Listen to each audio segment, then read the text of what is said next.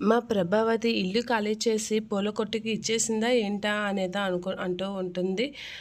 వచ్చిన బాలు వాళ్ళ అత్త నువ్వు ఈ ఆర్డర్ పెద్ద ఆర్డరా మీనా అని అనేసరికి అవునండి ఆయనే తీసుకొచ్చారు ఆర్డర్ అనేత అంటూ ఉంటుంది. అవునా చాలా మంచిది అని చెప్పేసి అంటూ ఉంటుంది మీనా.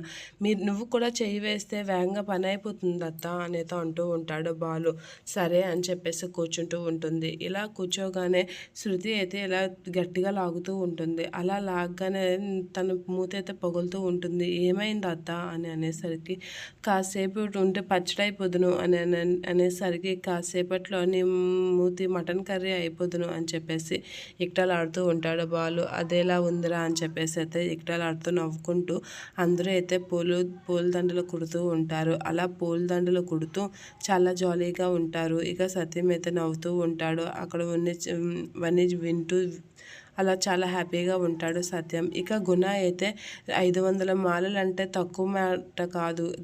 దగ్గరగా 2 లక్షలైనా చేస్తుంది. కాబట్టి ఆ మాలల్ని ఎలా అయినా గుడికి చేరకుండా ఇచ్చేయాలి. రివెంజ్ తీర్చుకోవడానికి మనకి ఇదే మంచి సమయం అని చెప్పేసి గుణ అయితే అంటూ ఉంటాడు. అయితే ఏం చెయ్యాలి అని అనేసరికి ఆ మాలలు గుడికి చేరకూడదు అని అయితే పగబడుతూ ఉంటాడు గుణ.